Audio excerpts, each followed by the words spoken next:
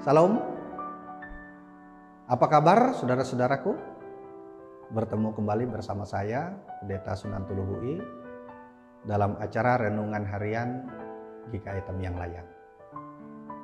Kita akan bersama-sama merenungkan firman Tuhan pada hari ini sesuai dengan Nas Alam-Anak Gereja Kalimantan Evangelis yang diambil dari surat Rasul Paulus kepada jemaatnya di Roma. Tepatnya Roma pasal 2 ayat 1 sampai 11 dengan perikop hukuman Allah atas semua orang. Bapak Ibu saudara-saudara yang terkasih dalam Tuhan kita Yesus Kristus, akhir-akhir ini memang banyak orang menjas satu dengan yang lain atau saling menghakimi. Nah, apakah itu baik?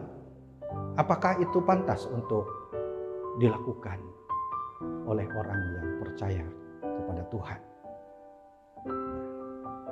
Kalau dalam Roma pasal 2 ayat 1 sampai 11 ini berbicara tentang perikop bahwa hukuman Allah atas semua orang, itu berarti tidak ada seseorang pun yang benar di hadapan Allah.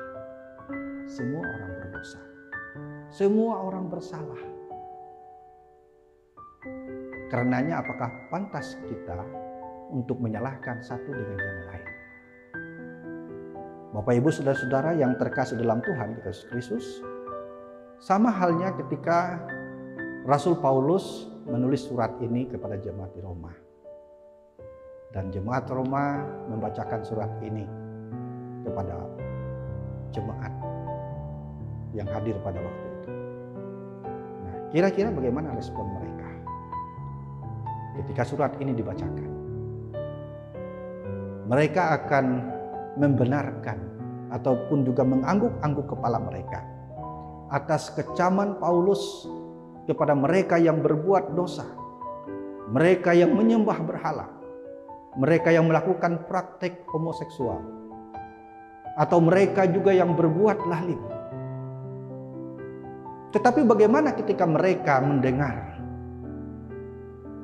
akan kecaman Rasul Paulus ini kepada mereka? Dan pastilah mereka terkejut, menoleh satu dengan yang lain. Karena apa yang dikatakan oleh Rasul Paulus, bahwa engkau sama saja, tidak ada ubahnya seperti mereka. Nah, engkau sama saja, sama buruknya dengan dosa yang diperbuat oleh mereka. Dan mereka tidak ada ampunan. Nah, Bapak Ibu saudara-saudara yang terkasih dalam Tuhan Yesus Kristus, semua orang layak untuk dihukum karena dosa-dosa yang ia perbuat. Nah, jadi jika demikian, Bapak Ibu saudara-saudara yang terkasih dalam Tuhan, tidak ada semua orang yang layak untuk selamat karena dosa yang ia lakukan. Kalau demikian, adakah peluang untuk keselamatan kalau semua orang mendapatkan hukuman?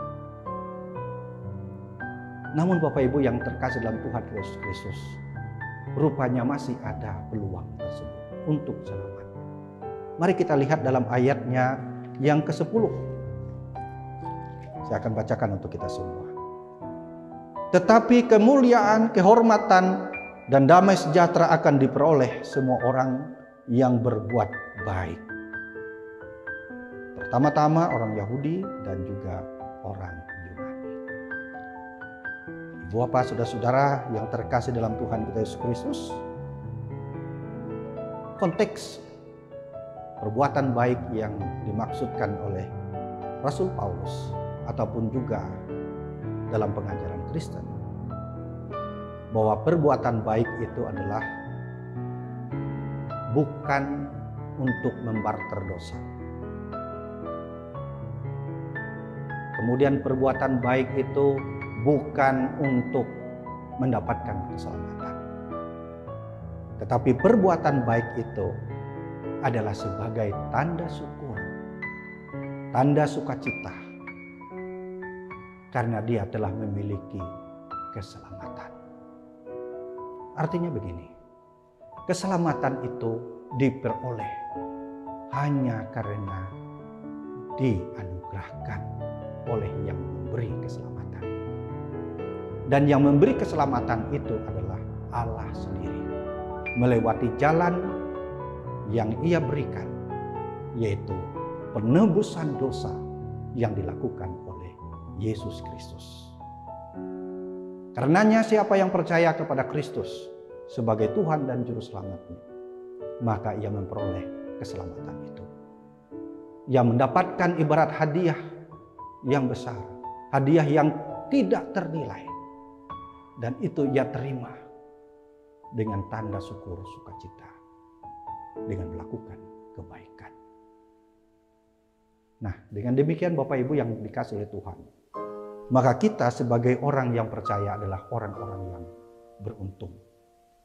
Karena kita telah diselamatkan dari kuasa dosa. Dan kita adalah orang-orang yang telah diangkat oleh Tuhan menjadi keluarga kudus di dalam Kristus. Maka memang sepantasnya lah respon kita terhadap anugerah, kasih karunia, keselamatan yang Tuhan berikan itu untuk berbaik. Untuk berbuat baik. Dan berbuat baik ini adalah sebagai tanda bahwa kita sebagai milik Kristus. Maka oleh sebab itu, alangkah naifnya kita sebagai orang Kristen berbuat yang buruk, berbuat yang jahat. Maka tidak ada ubahnya kita dengan orang-orang yang hidup tanpa keselamatan. Mari kita menyatakan hidup kita dengan perbuatan baik sebagai tanda kita sebagai orang percaya dan menerima keselamatan tersebut. Tuhan akan meluputkan kita dari hukuman tersebut karena kita adalah bagian dari warga kerajaan Allah yang sudah tercatat dalam kitab kehidupan miliknya. Tuhan memberkati kita sekalian. Amin. Mari kita berdoa. Kami bersyukur dan berterima kasih ya Tuhan, karena Engkau telah mengangkat kami dari kuasa dosa, dipindahkan kepada kuasa kasih anugerah Allah dalam bimbingan pernyataan Tuhan. Dalam dunia ini kami dipanggil untuk menjadi berkat. Kami percaya kami hidup dalam kasih karunia-Mu, dan kami hidup untuk memberi buah, hidup untuk berbuat baik, dan menyampaikan kabar baik itu kepada banyak orang yang ada di sekitar kami. Jangan biarkan kami lemah, kami bimbang ragu terhadap pergumulan dunia ini yang menyesatkan. Kami percaya Engkau melindungi kami, menjaga, memelihara kami sekalian, untuk tetap setia menjadi anak-anak-Mu yang kudus. Terima kasih Tuhan, kami serahkan seluruh pergumulan sidang jemaat-Mu, dimanapun mereka berada, dalam menghadapi hari-hari mereka. Di dalam Tuhan kami yakin ada kuasa yang mengeluarkan kemenangan. Dalam nama Tuhan Yesus Kristus, kami berdoa dan mengucap syukur. Amin. Demikian renungan kita pada hari ini. Tuhan memberkati kita sekalian. Salam sehat selalu dan tetap semangat.